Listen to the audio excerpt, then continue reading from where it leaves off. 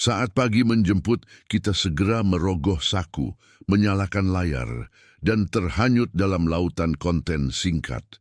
Sebelum kita menyadari, otak kita sudah beralih dari satu rangsangan ke rangsangan lain, tanpa henti, tanpa jeda.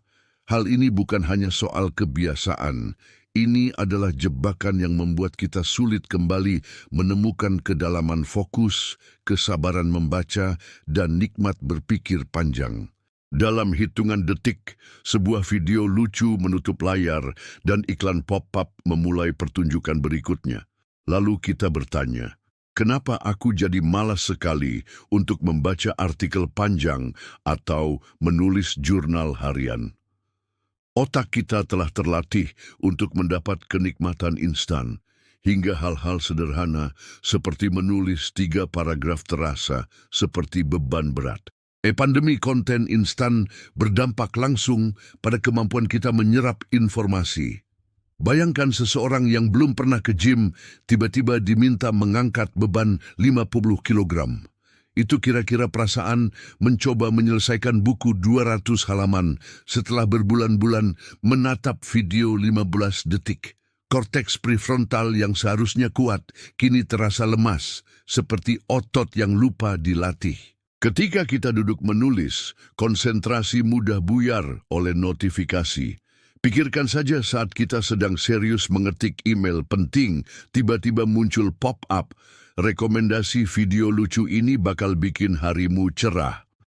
Otak teralihkan, jalur neural untuk fokus melemah, dan kita pun menyerah, memilih hiburan singkat daripada tugas berat. Dampak jangka pendeknya nyata. Tugas kuliah menumpuk, laporan kerja tertunda, dan rasa frustrasi muncul setiap kali kita mencoba menyambung perhatian lebih dari 3 menit. Lebih parahnya, kebiasaan ini memicu procrastination. Kita menunda, dan menunda karena otak takut menghadapi tantangan yang memerlukan energi mental lebih besar daripada men-scroll. Akibatnya, produktivitas kita tersendat.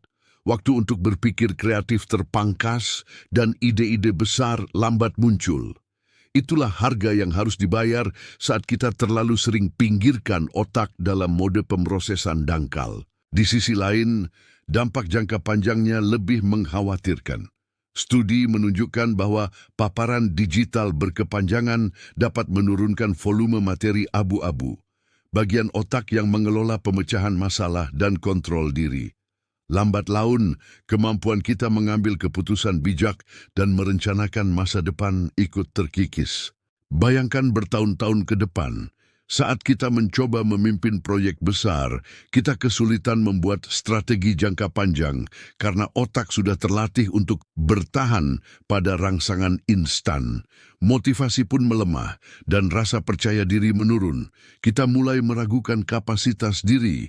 Padahal akar masalahnya bukan ketidakmampuan, melainkan kebiasaan pemrosesan dangkal yang sudah mengakar. Lalu, bagaimana cara melawan brain rot sebelum kerusakan menjadi permanen? Pertama, biasakan digital sunset. Tentukan batas waktu mematikan semua perangkat digital 1 jam sebelum tidur. Di waktu itulah otak kita berkesempatan beristirahat, memproses memori, dan memperkuat jalur neural yang lemah. Kedua, praktikan reading sprint. Pilih 1 artikel atau 1 bab buku, lalu fokus membaca selama 25 menit tanpa gangguan. Setelah itu, beri reward sederhana, secangkir teh, jeda peregangan, atau 5 menit memutar playlist favorit. Lambat laun, otak akan kembali merasakan kepuasan mendalam saat menyelesaikan bacaan panjang. Ketiga, tanamkan kebiasaan menulis jurnal. Cukup 5 menit setiap pagi untuk menulis 3 hal yang Anda syukuri, 3 target hari ini, dan 1 tantangan yang ingin dipecahkan. Proses ini melatih otak untuk berpikir reflektif, memperkuat memori jangka panjang, dan memupuk kesadaran diri. Antitesis sempurna dari rutinitas konten instan. Keempat, praktikan mindful scrolling. Sebelum men-scroll, tanyakan pada diri, apa yang ingin aku dapatkan dari konten ini?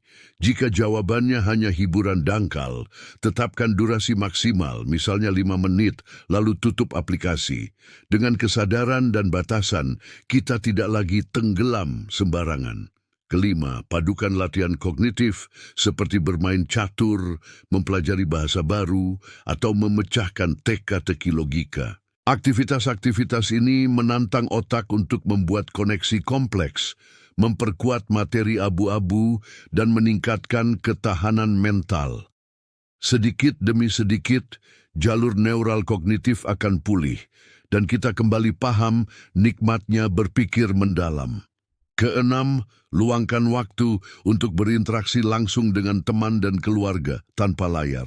Komunikasi tatap muka memicu pelepasan oksitosin, meningkatkan empati, dan melatih otak untuk membaca bahasa tubuh. Ini semua adalah gym bagi kemampuan sosial dan emosional kita yang nyaris tersingkir oleh kebiasaan online. Saat kita menerapkan semua ini, perlahan brain rot akan surut, produktivitas naik, motivasi tumbuh, dan otak kembali bernyanyi dalam harmoni pemikiran mendalam. Kita tidak hanya menjadi lebih cerdas, tetapi juga lebih bahagia karena kehidupan kita bukan lagi dikendalikan oleh algoritma, tapi oleh kesadaran dan kehendak kita sendiri. Jadi, jika hari ini Anda merasakan kelelahan kognitif yang sulit dijelaskan atau kebiasaan menunda tak tertahankan, mungkin saatnya berhenti sejenak. Tarik napas. Matikan layar, bukalah buku, atau ajak sahabat ngobrol langsung. Beri otak Anda kesempatan untuk kembali berlatih sebagai otot paling hebat di dunia. Terima kasih sudah mendengarkan. Jangan lupa like, share, dan subscribe channel Tulisan Usang kita untuk tips self-development lainnya. Sampai jumpa di video berikutnya.